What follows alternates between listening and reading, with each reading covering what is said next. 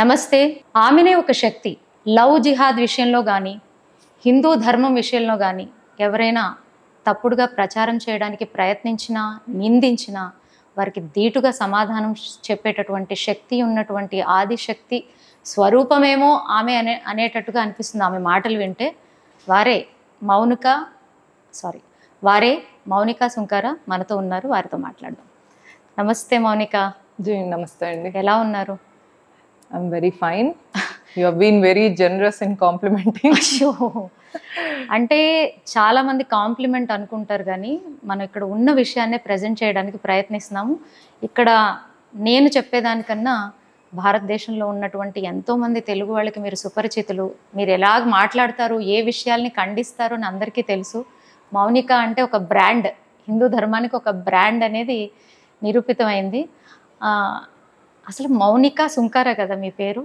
ఈ సుంకర అనే పదానికి విశేషం ఉంది అని విన్నాను. ఒకసారి ఏమన్నా దాని గురించి చెప్పగలరా? మా తాతయ్య గారు సుంకర అంటే సుంకం వసూలు చేసిన వాళ్ళము, మన tax collectors. Tax collection. Okay. అట్లా రాజుల కాలంలో ఒక్కొక్క పని చేసిన వాళ్ళకి ఒక్కొక్క ఇంటి పేరు వచ్చింది కదా. సో దాన్నే మన కుల వృత్తి అని, దాని ద్వారా సుంకం వసూలు చేసేది ప్రజల నుంచి, కాబట్టి సుంకర అని వచ్చిందని చెప్తారు. ఓకే. ప్రస్తుతం దేశంలో చాలా వేడి వాతావరణం కనిపిస్తోంది.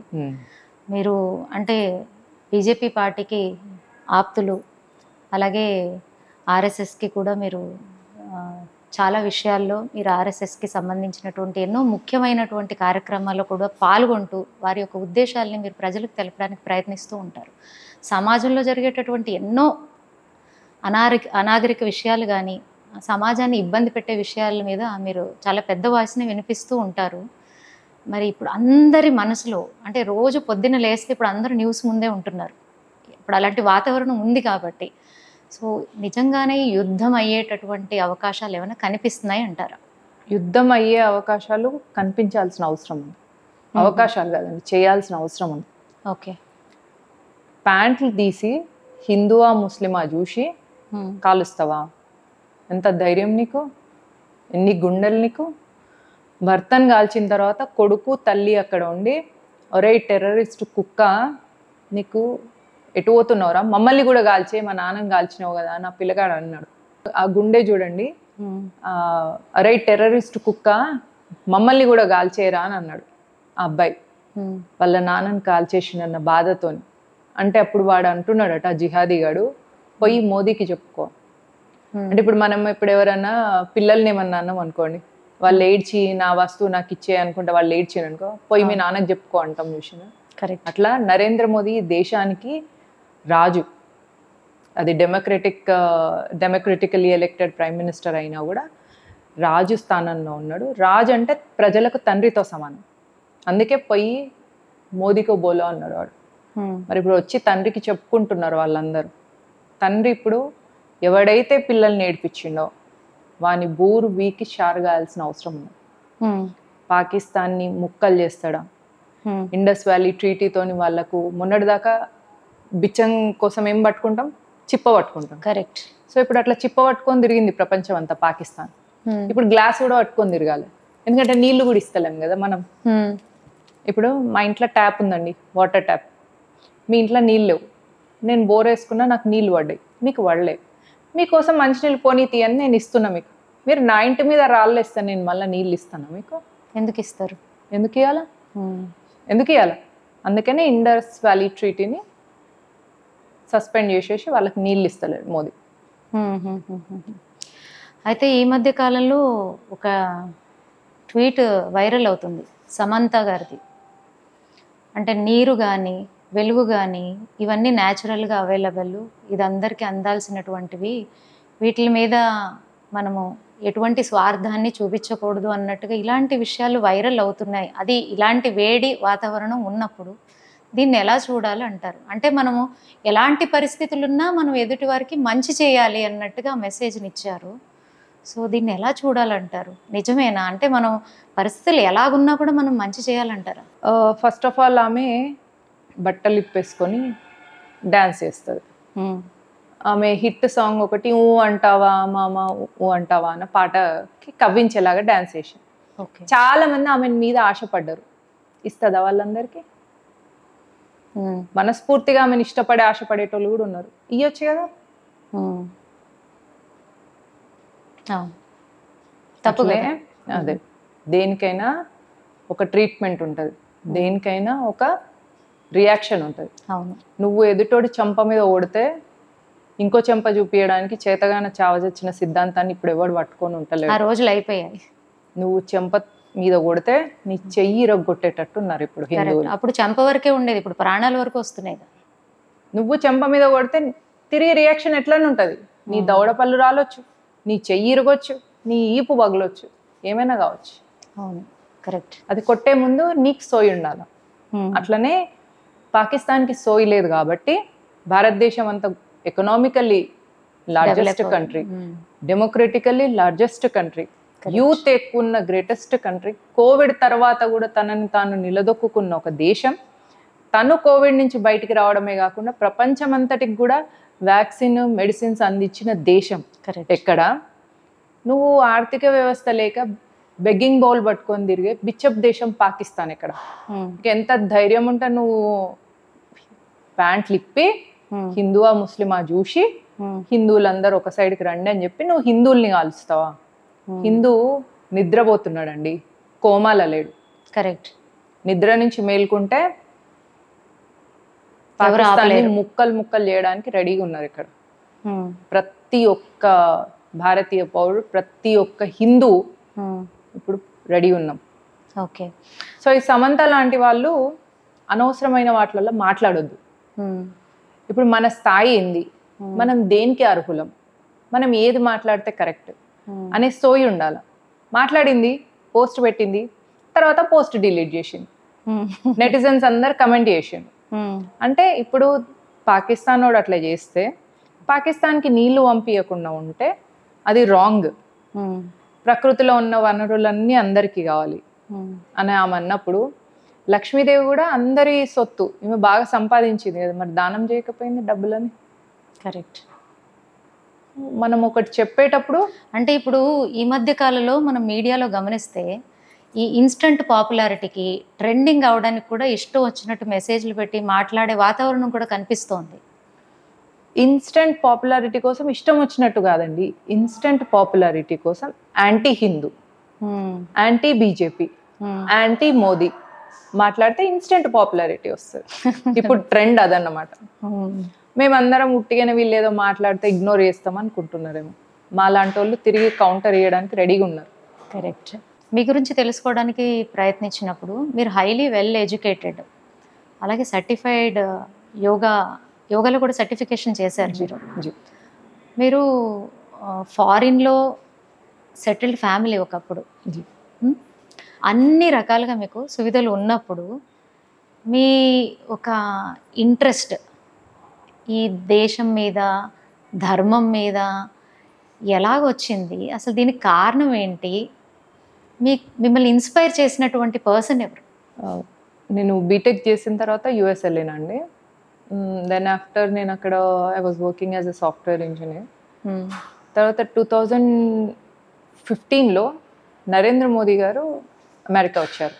ఓకే. ఆయనకు ముందు మన్మోహన్ సింగ్ గారు ఒకసారి వచ్చినప్పుడు ఆయన బరాక్ ఒబామా వెనుక వెళ్తుంటే ఆయన మీద నెక్స్ట్ డే న్యూస్ పేపర్స్లో most under achievable prime minister of the world, okay, most undynamic, లేదా ఒక తక్కువ దేశం నుంచి వచ్చిన ఒక తక్కువ వ్యక్తిని ట్రీట్ చేసినట్టు అంత ఇల్ ట్రీటింగ్ కంటెంట్ వస్తుండే.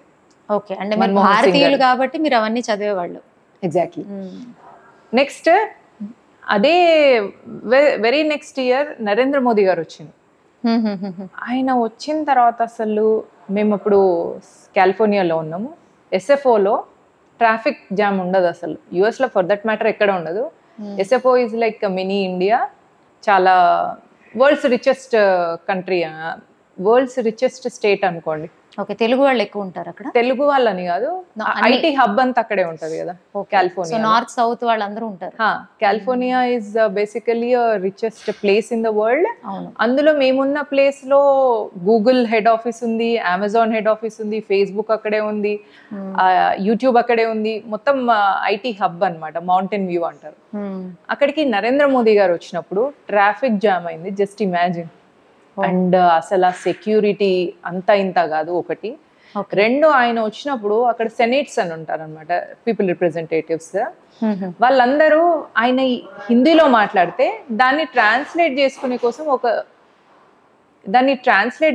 కోసం వాళ్ళు ఒక సాఫ్ట్వేర్ తయారు చేసుకొని, ఆయన స్పీచ్ ఇక్కడ ఇన్స్టెంట్గా హిందీలో నడుస్తుంటే వాళ్ళు దాన్ని ఇంగ్లీష్లో ట్రాన్స్లేట్ చేసుకొని ఈయన ఏం చెప్తున్నాడు భారతీయులకు అని వాళ్ళందరూ గమనించడానికి వచ్చింది.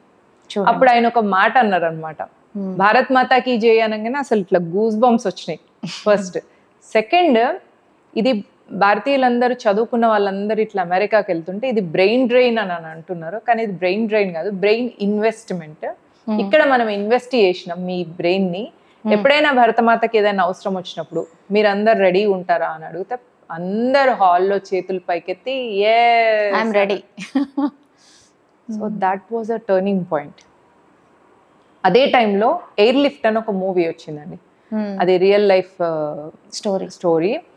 అందులో ఏంటిదంటే ఒక వేరే దేశానికి మనం వెళ్ళినప్పుడు ఆ దేశానికి ఇంకా దానికి శత్రు దేశానికి ఏదైనా యుద్ధం జరిగినప్పుడు మన దేశం ఏం చేస్తుందంటే విమానాలు పంపిస్తుంది అక్కడ ఉన్న వాళ్ళందరినీ ఎయిర్ లిఫ్ట్ చేసుకొని మళ్ళీ మన దగ్గరికి తీసుకురావడానికి.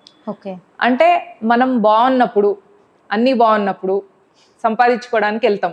కరెక్ట్. ఆ దేశంలో ఏమన్నా అయినప్పుడు ఆ దేశాన్ని వదిలేసి రావడానికి రెడీగా ఉంటాం. కరెక్ట్. అప్పుడు ఎవరు వస్తారు మన కోసం? అవును, మళ్ళీ మన దేశం వస్తారు. మన దేశం వస్తుంది. అంటే మన దేశం మనం కాపాడుకోవడానికి మనం ఇగ్నోర్ చేసి తన్ని వెళ్ళిపోయి వేరే దగ్గర సంపాదించుకొని అక్కడ సుఖంగా ఉండాలని మనం పోయినా అక్కడ మనకేమన్నా అయితే తల్లికి ఎట్లయితే గుండె కొట్టుకుంటుందో అట్లా మళ్ళీ మన దేశం మన కోసం వస్తుంది. కరెక్ట్. అది చూసి నేను చాలా ఏడ్చిన, బాధపడా. నేను ఎంత అవకాశవాదినా, అంటే అన్ని మంచిగా ఉన్నాయి కాబట్టి నేను ఇక్కడికి వచ్చి ఇక్కడ లైఫ్ సెటిల్ అవుతున్నా. అదే నా దేశానికి ఇప్పుడు ఇక్కడ నాకు ఏమన్నా అయింది అనుకోండి, అమెరికాకు మెక్సికోకి వార్ అయింది అనుకో, అప్పుడు అమెరికాకి భారతదేశ విమానం వచ్చినప్పుడు ఏ మొహంతో వెళ్ళిపోవాలి నేను? ఇక నా మీద నాకు అసహ్యంగా అనిపించింది. ఫర్ ఫ్యూ డాలర్స్ నేను ఇంత నీచంగా ఉండాలా? నేనున్నా, ఆ యుద్ధం రాకముందే నేను వెళ్ళిపోతా అని అనుకొని వచ్చిన. నా అదృష్టం ఎంత బాగుందంటే నేను వచ్చినాక కోవిడ్ వచ్చింది. నేను కోవిడ్ ఉన్నప్పుడు అంటే మీరు అంత లోపల కొంచెం అంతా అనలైజ్ చేయడానికేమో. ఐ రియల్లీ డోంట్ నో, కానీ నేను కోవిడ్ టైంలో అక్కడ ఉంటే అందుకే నేను పోదును, కోవిడ్కి కాదు. ఓకే, సో అలా జరిగింది. అట్లా వచ్చేసి సో అలాగే ఇండియాకి వచ్చేసారు. ఇండియాకి వచ్చేసిన తర్వాత మీకు ఎలాగ అవకాశం దొరికింది? అంటే హిందూ ధర్మం గురించి కానీ పార్టీ గురించి కానీ పనిచేయడానికి ఒక అవకాశం ఎలా కలిగింది? ఫస్ట్ అసలు other than yoyo life, software life, weekdays అంతా లైఫ్, వీకెండ్ పబ్స్ పార్టీస్, ఇంతకు మించి వేరే లైఫ్ తెలియదు, చూడలేదు, చూడాలని కూడా అనుకోలేదు. We're in America and we're like mini skirts, shorts, enjoy, ఇది వెస్టర్న్ లైఫ్ ని చూసారు మీరు అంతే. అది చూస్తుంటే మోదీ ఎప్పుడైతే ప్రైమ్ మినిస్టర్ అయిన తర్వాత భారత్ మాతాకి జై అని ఫస్ట్ అన్నప్పుడు నా ఆత్మ మేల్కొన్నట్టు అనిపించింది. పాయింట్ 1. పాయింట్ 2, వారిని బాగా తిడుతుండే అనమాట మన దేశంలో. ఇంత ఎందుకు తిడుతున్నారు, ఈయన ఏం చేసిండు అని చెప్పేసి మొత్తం రీసెర్చ్ చేయడం స్టార్ట్ చేసిన. అండ్ అప్పుడు యూట్యూబ్ ఇక్కడ అంత బాగాలేదు, కానీ యుఎస్లో యూట్యూబ్ బాగా నడిచేది. యూట్యూబ్లో అదే మన్మోహన్ సింగ్ ని తిట్టినప్పుడు, మన్మోహన్ సింగ్ కాదు, మోదీజీ అసలు ఆయనను ప్రైమ్ మినిస్టర్ అయినా కూడా ఆయనను చాలా మన మీడియా వాళ్ళు యాక్సెప్ట్ చేయలేదు. ఓకే, ఆయన చీఫ్ మినిస్టర్ ఉన్నప్పటి నుంచి కూడా ఆయన బాగా తిట్టడం కదా, గోద్రా విషయంలో కానీ. ఆయన సీఎం గా అంత డైనమిక్ గా గుజరాత్ కి అన్ని బిజినెస్ తీసుకొస్తున్నప్పుడు కానీ ఈయన ఎందుకు తిడుతున్నారు అని చెప్పేసి ఆయన మీద నేను బాగా రీసెర్చ్ చేసిన. ఫ్రాంక్లీ నేను నా లైఫ్ లో other than my personal enjoyment నేను ఫస్ట్ చేసిన ఇంటలెక్చువల్ పని ఏంటి అంటే మోదీ మీద రీసెర్చ్ చేసాను. ఓకే, ఆయన గురించి తెలుసుకున్న తర్వాత చిన్నప్పుడు మా నాన్న కరసేవకి వెళ్ళారు, కానీ మమ్మల్ని అంత ఇన్వాల్వ్ చేసేవాళ్ళు కాదు. మేమిద్దరం ఆడపిల్లలమని ఇంట్లోనే ఉంచేది, నాన్న ఏమైనా బయట ఉంటే చేసుకున్నాం. అప్పుడు మోదీ గురించి కనుక్కున్నప్పుడు ఆర్ఎస్ఎస్ గురించి తెలిసింది. ఆర్ఎస్ఎస్ ఎంత గొప్ప సంస్థ, ఒక వ్యక్తిని నిర్మాణం చేసే సంస్థ. అంటే ఒక వ్యక్తిని నిర్మాణం చేసి ఇచ్చిండ్రు అంటే ఆ వ్యక్తి వ్యవస్థని మార్చేటట్టుగా ఆ పువ్వు ఎట్లయితే పరిమళించి మొత్తం వెదజల్లుతుందో అట్లా వ్యక్తిని నిర్మాణం చేసి పంపిస్తే ఆ వ్యక్తి ద్వారా ఇంకా 1000 మంది ఇన్స్పైర్ అవుతారు. కరెక్ట్. కాబట్టి ఆర్ఎస్ఎస్ తయారు చేసిన మోదీయే ఇంత గొప్ప వ్యక్తి అంటే ఈ వ్యక్తిని తయారు చేసిన సంస్థ ఇంకెంత గొప్పది అని దాని గురించి తెలుసుకున్నా. ఆ టైంలోనే బ్రేకింగ్ ఇండియా ఫోర్సెస్ గురించి తెలుసుకున్నా. అంటే ఈ మిషనరీ భారతదేశాన్ని ఎట్లా క్రిస్టియనైజ్ చేయాలని చూస్తుంది, ఈ ఇస్లామిక్ కంట్రీస్ ఎట్లా భారతదేశాన్ని గజ్వే హింద్ చేయాలని చూస్తున్నారు. నెక్స్ట్ ఈ కమ్యూనిస్ట్ దేశాలు ఎందుకు భారతదేశంలో ఉన్న వనరులను అన్నింటినీ కాజేసి ఈ దేశాన్ని కమ్యూనిస్ట్ దేశం చేయాలని చూస్తున్నారు. అంటే ఈ దేశం పట్ల ఇంతమందికి ఎందుకు ఉంది, అసలు ఏంటిది ఈ దేశం, ఈ దేశం గొప్పతనం ఏంది, ఎందుకు ఇంతమందికి ఈ దేశాన్ని చేయాలి. ఇప్పుడు అందరికీ భారతదేశమే కావాలి, కమ్యూనిస్టులకు కావాలా, ముల్లాలకు కావాలా, మిషనరీ కావాలా. ఈ 3M's చరిత్ర ఏంది అని అనుకోవడానికి ట్రై చేసినప్పుడు ఎవరెవరైతే మన దాన్ని వ్యతిరేకిస్తున్నారో వాళ్ళందరికీ నేను కౌంటర్స్ చేయడం స్టార్ట్ చేసిన. Okay. I use to make videos from US కానీ ఇండియాలో కానీ చేస్తున్నప్పుడు నా వీడియోస్ చాలా వైరల్ అవుతుండే. నేను అనుకున్నా, అరే నాకే ఏం తెలియదు, డ్రాప్ ఇన్ ఓషన్, నేను చెప్పేది ఇంతమంది వింటున్నారా అని ఇంకా తెలుసుకోవడం స్టార్ట్ చేసిన. అట్లా అన్ని వాళ్ళందరూ తెలుసుకుంటున్నారు నా ద్వారా. సో నేను ఎందుకు ఇంకా తెలియజేస్తా అని నేను నాకు తెలుసుకున్నాయి నా ఐడియా. మంచి సంకల్పానికి అలా మీరు నాంది పలికారు. బేసిక్గా హిందూ ఫ్యామిలీస్లో మనం అందరం చూస్తూనే ఉంటాం, ఆడపిల్ల అంటే బేసిక్గా ఏం చేస్తారంటే చదువుకోవాలి, చదువు అయిపోయాక ఒక మంచి ఇంటికి ఇచ్చి పెళ్లి చేసి పంపించేయాలి. చాలామందికి మీలాగే ఆ భావనలు ఉంటాయి. ఎక్కడన్నా తప్పుని చూసి ఆడపిల్లలు పాపం హిందూ ధర్మానికి సంబంధించిన ఆడపిల్లలు కూడా ఫైట్ చేయాలి, మాట్లాడాలి, దీని గురించి పోరాడాలి అని ప్రయత్నిస్తూ ఉన్నప్పుడు ఇంట్లో ఆపేస్తూ ఉంటారు, లేదా తెలిసిన ఫ్రెండ్ సర్కిల్లో ఆపేస్తుంటారు. ఒక్కొక్కసారి సమాజంలో ఉన్న పెద్దలు కూడా డీమోటివేట్ చేసేస్తూ ఉంటారు. సో మీరు కూడా ఇలాంటి సిచ్యుయేషన్స్ ఫేస్ చేసి ఉండొచ్చు కదా, ఇంట్లో ఫేస్ చేసి ఉండొచ్చు. అలాగే మీరు మ్యారీడ్, ఎందుకు మనకి ఇలాంటి విషయాలన్నీ, మన పని వరకు మనం చూసుకోవచ్చు కదా, ఎన్నో ఇబ్బందుల్ని ఫేస్ చేయాల్సి వస్తుంది కదా అనేటటువంటి వాతావరణాన్ని అయితే మీరు చూసి ఉండొచ్చు కదా.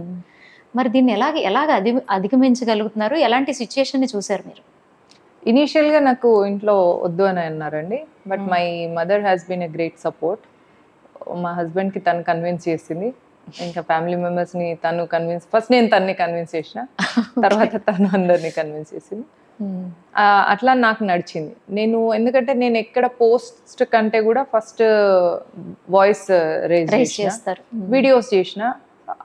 ఇట్లనే చేయాలని ఏం లేదు, మీరు ఒక పారోడీ అకౌంట్ తీసుకోండి, ఒక ర్యాండమ్ నేమ్ పెట్టుకొని మీరు ఒక ఫేస్బుక్ పేజ్ ఓపెన్ చేయండి, మీరు ఒక ట్విట్టర్ అకౌంట్ చేయండి, వాటిని కౌంటర్ చేయండి బ్రేకింగ్ ఇండియా ఫోర్సెస్. అందరు ఏం వీడియోస్ చేయక్కర్లే, you don't have to show your face. Correct. కానీ అయినా కూడా మీరు ఆ పోస్ట్లు చేయడానికి ఎక్కువ టైం పడుతుంది, చేయలేను అంటే వాయిస్ కూడా చేయొచ్చు. వాయిస్ కి కూడా మీరు వేరే వాటికి టైం చాలా స్పెండ్ అవుతుంటది, అనవసరమైన విషయాలకి మనం గంటలు స్పెండ్ చేస్తాం. మరి దిస్ ఇస్ అన్ ఎక్స్క్యూజ్. మన యాక్చువల్ డ్యూటీకి వచ్చినప్పుడు ఎక్కడో మనం మర్చిపోతున్నాం. అంటే దిస్ ఇస్ అన్ ఎక్స్క్యూజ్. ఇట్లా ఇంట్లో వాళ్ళు ఏమన్నంటారు, అట్లా ఏమన్నంటారు. మీకు నిజంగా చేయాలని ఉంటే, మీ మనసులో బ్రేకింగ్ ఇండియా ఫోర్సెస్ ని కౌంటర్ చేయాలని మీకుంటే మీరు పోస్ట్ చేయొచ్చు, మీరు వాటికి కౌంటరింగ్ ఆన్సర్స్ ఇస్తూ ఉండొచ్చు. మీకు మీ ఫేస్ కనపడకుండా మీరు హైడ్ చేసుకొని కూడా చేయొచ్చు. కరెక్ట్. దానికి ఏం కంపల్సరీ అందరు నాలా వీడియోలు చేయక్కర్లేదు. మీరు వాయిస్ ఇచ్చేసేయండి, వీడియో షూట్ చేయండి, ఆ తర్వాత మీ ఫేస్ ని హైడ్ చేసేసి మీరు వేరే ఏదైనా పిక్టోరియల్ మెసేజ్లు పెట్టేసి యూట్యూబ్లో ఎన్ని వస్తాయి కదా, ఆ పర్సన్ ఎవరు మాట్లాడుతున్నారో వాళ్ళ వాయిస్ మనకు తెలియదు, తెలియకుండా స్లైడ్లు పెట్టి కూడా కౌంటర్ చేస్తుంటారు. మీకు చేయాలి ఏం మనసు ఉంటే మార్గం దొరుకుతుంది. నేను పోతా బ్లేటెంట్గా, నాకు ఏది చేయాలనిపిస్తే నేను అది చేసేస్తా. ఐఎమ్ ఫియర్లెస్ కాబట్టి నేను వీడియో నా ఫేస్తోనే చేసేస్తాను. You can do without that. So don't give an excuse like మా ఫ్యామిలీలో ఒప్పుకోరు, ఐ డోంట్ యాక్సెప్ట్. అంటే ఆ బాధ్యత అనేది తెలవనప్పుడు చెప్పే మాటలు అవి, అంతే. ఎగ్జాక్ట్లీ. సో ఇప్పుడు ఆల్రెడీ మీరు ఒక ఐకాన్ అయిపోయారు. సో ఇప్పుడేమంటున్నారు ఇంట్లో? Now they are supporting. Mounika, ఇంకొకటి, మన సమాజంలో అంటే దేశంలోనే అనుకోండి, కొంతమంది ప్రజలు ఉన్నారు, అందరూ కాదండి. మనం భారతీయులు అని అంటే మనం వేరే వేరే పేర్లతో, వేరే వేరే కమ్యూనిటీతో, వేరే మతంతో పిలువబడినా కూడా ఆ రక్తంలో మనం హిందువులం, మనం భారతీయులు అనేటటువంటి వాళ్ళ సంఖ్య ఎక్కువగా ఉంది. కానీ ఎక్కడో 10 మందిలో 3-4 ఉంటారు, వీళ్ళు ఈ దేశంలోనే పుట్టి, ఈ గాలే పీల్చి, ఇక్కడ తిండే పెరిగి వాళ్ళకు ఒక ఐడెంటిటీని సంపాదించుకుంటారు, ఫ్యామిలీని కూడా నడుపుతూ ఉంటారు.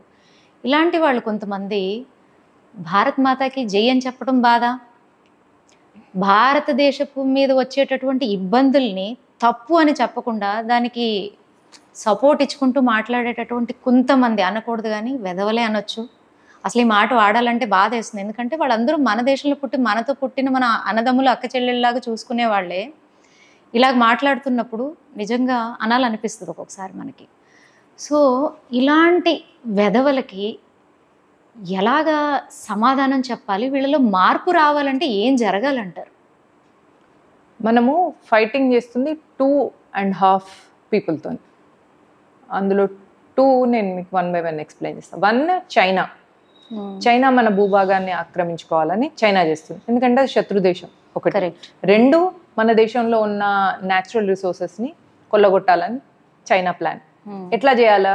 త్రూ టిబెట్ కానీ, త్రూ బంగ్లాదేశ్కి సపోర్ట్ చేసి, ఇటు సైడ్ నుంచి వెళ్ళి పాకిస్తాన్కి సపోర్ట్ చేసి, భారతదేశంలో ఇంటర్నల్ అన్రెస్ట్ క్రియేట్ చేసి, సో దట్ ఇప్పుడు నెక్స్ట్ భారతదేశం ఒక ఎకనామిక్ హబ్గా కాబోతుంది. అట్లా కాకుండా చూడడం కోసం, అంటే లోపలనే మనకి లొల్లిలు అవుతున్నాయి అనుకోండి, ఇంకా మనం డెవలప్మెంట్ గురించి ఆలోచించాం కదా. అట్లా చేయాలని చూసే పనిలో ఆ ప్రాసెస్లో ఉన్నది చైనా. అదొకటి, అది మన శత్రు దేశం నంబర్ 1. నంబర్ 2 పాకిస్తాన్. పాకిస్తాన్ ప్రేమికులు భారతదేశంలో చాలా మంది ఉంటారు. వాళ్ళే భారత్ మాతాకి జై అన్నారు. సినిమాలో కూడా నేషనల్ యాంథమ్ వస్తుంటే నిలబడరు.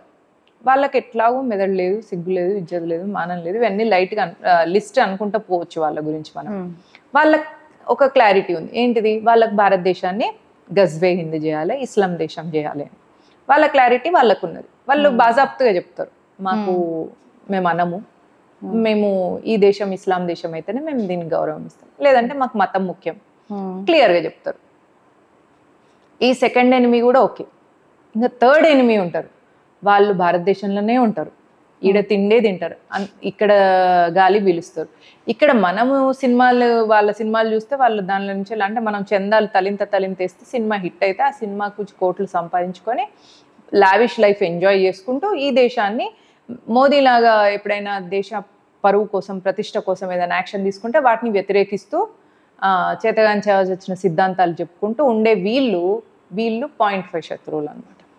కరెక్ట్. అది నంబర్ 1, ఇది నంబర్ 2, వీళ్ళు 0.5. ఈ 2.5 శత్రువులతో ఇప్పుడు మనము ఫైటింగ్ చేయాలి. మనం వీళ్ళని ఎట్లా కంట్రోల్ చేయాలి అంటే వీళ్ళని మనం గమనించాలి.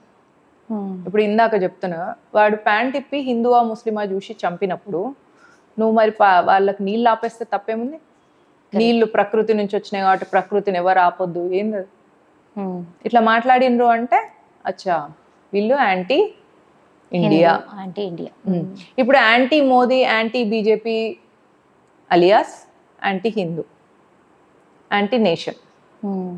ఇప్పుడు యాంటీ హిందూ పక్కన పెట్టండి, యాంటీ మోదీ పక్కన పెట్టండి, యాంటీ బీజేపీ పక్కన పెట్టండి, ఏదైనా గవర్నమెంట్ తీసుకున్న డెసిషన్ని ఒప్పుకోవడం నీ బాధ్యత. ఎందుకంటే is a democratically elected prime minister of the country, and this country is the world's largest democratic country. This is the most beautiful and most tolerant country in the world. నువ్వు ఈ దేశానికి ప్రధానిగా హ్యాట్రిక్గా వచ్చిన వ్యక్తిని, ప్రపంచమంతా ప్రేమించే ఒక అభిమానులు ఉన్న వ్యక్తిని ఆయన నిర్ణయాలను ప్రశ్నించేంత స్థాయి నీకుందా? లేదు. లేకున్నా ఈ పిచ్చివాగుడు సోషల్ మీడియాలో వీళ్ళు వాగుతున్నారు. వీళ్ళని మనం గుర్తిస్తే చాలు, వీళ్ళు ఏం చేస్తున్నారో దానికి ఆపోజిటే ఇన్ ద నేషన్స్ ఇంట్రెస్ట్ అని తెలుసుకుంటే సరిపోతుంది మనకి. ఓకే, ఇప్పుడు మన దేశంలో మనకి కొన్ని లాస్ ఉన్నాయి, తప్పులు చేసిన వారికి పనిష్మెంట్స్ ఉన్నాయి, అవునా? ఒక చిన్న దొంగతనం చేసిన వాడిని మనం ఏ రకంగా వాడిని ఇంటరాగేషన్ చేయాలి, వాడికి ఎలాంటి శిక్ష వేయాలి, వాడిని ఎన్ని రోజులు జైల్లో ఉంచాలి, ఇలాంటి సిస్టమ్స్ అన్నీ మన దగ్గర ఉన్నాయి కదా. మరి విదేశాల్లో వాళ్ళ దేశపు గౌరవాన్ని, వాళ్ళ రూల్స్ అండ్ రెగ్యులేషన్స్ని కాపాడుకోవడానికి ఏ లెవెల్ కన్నా వాళ్ళు వెళ్తారు కదా. మరి మన దేశంలో ఇలాంటి వాళ్ళు ఉన్నప్పుడు, ఇలాంటి కమ్యూనికేషన్లు చేసినప్పుడు, ఇలాంటి పోస్టింగ్లు చేసినప్పుడు దీనికి కూడా ఒక రూల్స్ అండ్ రెగ్యులేషన్స్, ఒక అమెండ్మెంట్ ఎందుకు తీసుకురాకూడదు అనే ప్రశ్న కూడా చాలామంది ప్రజల్లో ఉంది. కరెక్ట్. మన రాజ్యాంగంలో ఫస్ట్ ఒక లైన్ ఉంటుంది, Indian constitution is derived from British. 1935 British India act అని ఒకటి ఉన్నది, బ్రిటిష్ పార్లమెంట్లో పాస్ చేసింది. దాని నుంచి మన రాజ్యాంగం తీసుకుంది. 1935లో మనకు స్వాతంత్రం వచ్చిందా? కాబట్టి ఒక బానిస దేశంగా మనని చూసి మన వాళ్ళని బానిసలుగా ఎంచిన ఒక దేశం మన మీద దౌర్జన్యాలు చేసిన దేశం మన మీద ఒక చట్టం తెచ్చింది. దాన్ని బ్రిటిష్ ఇండియా యాక్ట్ అంటారు. 1935 బ్రిటిష్ ఇండియా యాక్ట్. దాని నుంచి తీసుకున్న రాజ్యాంగం ఎట్లుంటుంది? కాబట్టి చాలా చేంజెస్ చేస్తూ మన దాన్ని ఇప్పుడు అమిత్ షా గారు భారతీయ న్యాయ సంహిత అని తీసుకొచ్చింది. ఇప్పుడు ఏమైపోతుందంటే న్యాయం జరుగుతుంది. Indian penal code, Indian criminal code, ఈ పేర్లు ఎట్లున్నాయి చూడండి. అవును. క్రిమినల్ కోడ్ అన్న తర్వాత అక్కడ న్యాయం జరుగుతుందా? క్రిమినల్ కోడ్లో నువ్వు బిఫోరే నిరూపణ కాకముందే క్రిమినల్ అంటున్నావు. కానీ మనది ఏమని ఉన్నది? న్యాయ సంహిత అంటే జస్టిస్. అంటే అప్పుడు ఏముంటుంది? వాడికి వినేవాడికి కూడా, ఆ తప్పు చేసిన వాడికి కూడా, లేదా ఆ తప్పుకు అన్యాయంగా బలైన వాడికి కూడా ఏమని ఉంటుంది? అచ్చా న్యాయ సంహిత, నాకు న్యాయం జరుగుతుంది, ఒక హోప్ వస్తుంది. కాబట్టి ఇట్లా మనం ఎన్నో చేంజెస్ చేయాల్సిన అవసరం ఉన్నది. గ్రాడ్యువల్గా ఇప్పుడే కదండి భారతదేశానికి స్వతంత్రం 2014లో వచ్చింది. స్వతంత్రం అనగానే ఇప్పుడు అందరూ కుక్కలు మురుగుతాయి. పోనీ స్వాభిమానం వచ్చింది 2014లో అనుకోండి. మధ్యలో ఒకసారి వచ్చినట్టే వచ్చి మెరుపులాగా వెళ్ళిపోయింది అటల్ బిహారీ వాజ్పేయి గారి టైంలో. ఇప్పుడు స్థిరంగా ఉండబోతుంది. నెక్స్ట్ ఇంకా ఎప్పటికీ స్థిరంగా ఉండబోతుంది. భారతదేశం విశ్వమిత్రగా, విశ్వగురువుగా కాబోయే సూచనలు ఇవన్నీ. కరెక్ట్. ఈవెన్ ప్రజల్లో కూడా ఒక మాట వినిపిస్తుంది, వాళ్ళు భయపడ్డారు కాబట్టి, మోదీ ఒక పవర్ఫుల్ శక్తి కాబట్టి, భయపడుతున్నారు కాబట్టి పేరు చెప్పి మరీ పనిచేసి వెళ్ళారు. పిరికి వాళ్లే కదా మోదీకో బోలో అంటే వాళ్ళు ఛాలెంజ్ మోదీకి ఆర్మీకి ఇయ్యలేక నార్మల్ టూరిస్టుల మీద ఇచ్చిన నపుంసక చర్య వాళ్ళు. కరెక్ట్. వాళ్ళు జిహాదీలు కాదు, చేతగాని వాళ్ళు, కొజ్జాగాళ్ళు అనాలి వాళ్ళు. కరెక్ట్. వాళ్ళు మోదీకి ఛాలెంజ్, ఆర్మీ దగ్గరికి పోతే బూర్విక్షారుగా వస్తారు, ముక్కలు ముక్కలు చేసి పెట్టేస్తారు. ముక్కలు కాదు, లేపు పడేస్తారు. కనీసం శవం ముక్కలు కూడా దొరకదు. అందుకని బూడిదైపోతా అని ఆర్మీ దగ్గరికి పోలేదు. వీళ్ళని కూడా పోయి మోదీకి చెప్పుకో అని చెప్పారు. ఇంకొంచెం మోదీ గారి మీద నమ్మకం పెరిగేటటువంటి వాతావరణాన్నే వాళ్ళు సృష్టించారు అనడంలో డౌట్ లేదు. పర్టికులర్గా ఆయన పేరు తీసుకుంటున్నారంటే ఇంకా హిందువులకి ఇంకా ఆయన పట్ల ఇంకా నమ్మకము, సేఫ్టీ అనేది ఎక్కువగా ఫీల్ అయ్యేటటువంటి వాతావరణం కూడా. చాలా మంది హిందువులకు అసలు మోదీని నమ్మాలి, మోదీ పట్ల ఇట్లాంటి అభిమానం ఉండాలి అని తెలియదు. ఇప్పుడు వాడు వచ్చి మోదీకి చెప్పు అన్న తర్వాత ఇప్పుడు అందరికి అచ్చా మేము మోదీకి చెప్పుకోవాలా, గ్రేట్ వాడెవడో గాని ఏమంటారు, సెక్యులర్ హిందువులను అంటే సెక్యులర్ హిందువులను మేము సెక్యులర్ హిందూ అంటాం అన్నమాట. ప్యారడీని చెక్క సిద్ధాంతం అని చెప్పేవాళ్ళు అనమాట. వాళ్ళందరికీ ఒక జ్ఞానోదయం చేసిపోయింది. ఏంటి అంటే మీ అందరికి దిక్కు మోదీ అని చెప్పిండు. వాడు టెర్రరిస్టే కావచ్చు, నీచుడే కావచ్చు, నికృష్టుడే కావచ్చు, కానీ వాడి నోటి నుంచి ఒక మంచి పదం వచ్చింది. ఈవెన్ ప్రపంచంలో ఉన్న అన్ని దేశాల వాళ్ళు కూడా ఆలోచిస్తారు కదా, అమ్మో మోదీకి ఇంత పవర్ ఉంది, అలాంటి ఆయన మనతో కూడా ఉండాలని అవకాశం ఇచ్చినట్టుంది. అంతే కదా. బాగుంది. అండ్ ఇప్పుడు ఆడపిల్లలు ఉన్నారు, మీకు తెలిసిందే ఈ లవ్ జిహాద్ మీద మీరు చాలా పోరాడారు, దాని గురించి చెప్తూనే వస్తున్నారు, ఎన్ని ఇబ్బందులు జరుగుతున్నాయని చెప్తూ వస్తున్నారు. ఈ వాతావరణం ఇంకా పూర్తిగా అయితే ఇంకా నశించినట్టుగా కనిపించట్లేదు. సో మన ఆడపిల్లలకి ధైర్యం కోసము వాళ్ళని ప్రొటెక్ట్ చేసుకోవాలంటే వాళ్ళ ఆలోచన కానీ వాళ్ళు ఎలా ఉండాలంటారు? పరిస్థితులు అలా ఉన్నాయి కాబట్టి మరి కొన్ని జాగ్రత్తలు తీసుకోవాల్సిందే కదా. సో మన పిల్లలు ఆడపిల్లలైనా ఫర్ దట్ మ్యాటర్ మగపిల్లలైనా క్లీన్ స్లేట్ లాగా ఉంటున్నారండి. అందుకే మన అబ్బాయిలు క్రిస్టియన్ అమ్మాయిని పెళ్లి చేసుకొని, వీడు క్రిస్టియన్గా బ్యాప్టిజం తీసుకొని మతం మారి ఆ అమ్మాయిని చర్చిలో పెళ్లి చేసుకుంటున్నాడు. అలాంటి కేసులు కూడా ఉన్నాయి చాలా. అట్లా పెళ్లి చేసుకొని తల్లిదండ్రులు చచ్చిపోతే వాళ్ళకి తలకొరివి పెడతలేరు మగపిల్లలు. ఈ ఆడపిల్లలు ముస్లిం అబ్బాయి వాళ్ళలో పడి పెళ్లి చేసుకొని ఆ తర్వాత వాళ్ళతోని కలవలేకపోతున్నారు. ఎందుకంటే ఇంట్లో ఏమో నాన్న అమ్మ చెప్పినట్టు వింటాడు, వీళ్ళు అక్కడికి పోయి సవతులతోని, ఆడబిడ్డలతోని, అత్తలతోని, ఇంట్లో ఏమో నాకు అది కావాలి ఇది కావాలి అని రుబాబ్ చేసి ఫైటింగ్ చేస్తారు అన్నలతోని. అక్కడ పోయి సవతులతోని అడ్జస్ట్ అవుతున్నారు, కాంప్రమైజ్ అవుతున్నారు. ఎందుకంటే వాళ్ళది మనసు ప్లెయిన్గా ఉంది, దాని మీద ఏం రాయలేదు, ఏం చెప్పట్లేదు తల్లిదండ్రులు. సో ఇలాంటి పరిస్థితులు ఉన్నప్పుడు మౌనిక గారు ఇవన్నీ అప్పటికప్పుడు స్ట్రెంథన్ చేసే అవకాశాలు ఉండవు బేసిక్గా మనం ఆలోచిస్తే. మరి మనం ఏదైనా మన విద్యా విధానంలో, పిల్లల్ని పెంచే విధానంలో మార్పు రావాల్సిందే కదా, లేకపోతే ఇంకా కష్టం ఇది. అయితే ముస్లిం యువకులకు అడ్వాంటేజ్ ఏంటంటే ప్రతి వారం వాళ్ళు నమాజ్కి పోయినప్పుడు వాళ్ళకి ఇవన్నీ చెప్తారు. క్రిస్టియన్ పిల్లలకు అడ్వాంటేజ్ ఏంటంటే వాళ్ళ సండే స్కూల్లో చర్చ్కి పేరెంట్స్ వెళ్తారు. పేరెంట్స్కి ఏమో కింద చర్చిలో నడుస్తుంటది, పైన పిల్లలకు సండే స్కూల్ అని ఉంటది అనమాట. దానిలో పిల్లలకు చెప్తారు. అక్కడ కానీ ఇక్కడ కానీ అంటే మద్రాసాలలో కానీ సండే స్కూల్ క్రిస్టియన్స్ లో కానీ పిల్లలకి ఏం చెప్తారంటే హిందువులు మన శత్రువులు, విగ్రహారాధన చేసే వాళ్ళు నీచులు, వాళ్ళని చంపేసినా తప్పు లేదు. ఆ బుక్కులలో రాసి ఉంటుంది. నేను ఇప్పుడు ఇవన్నీ చెప్తున్నా కదా, ఎవరైనా నా మీద ఎప్పుడైనా ఒక కేసు అన్న ఫైల్ చేసిందో? చెయ్యరు. ఎందుకంటే అక్కడ నిజం ఉంది కాబట్టి. ప్రూఫ్, నిజం కాదు ప్రూఫ్ చేస్తా నేను. ఆ బుక్ లో ఉందా లేదా వెంటనే కేసు అయిపోతుంది. ఏం ప్రూవ్ చేయగలరు మీరు? ఉన్నదే చెప్తున్నా కదా నేను. కాబట్టి శత్రుబోధ అంటారు అనమాట దాన్ని.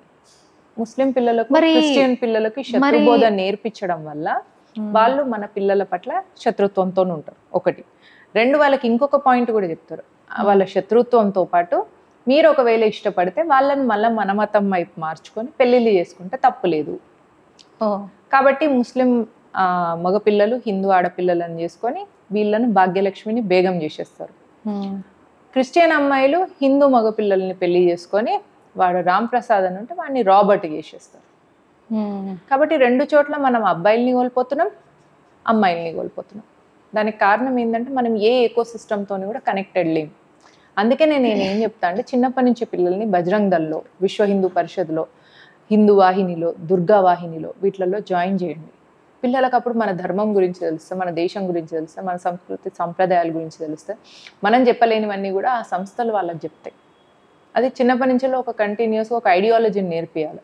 అప్పుడు ఈ ప్రాబ్లం ఉండదు.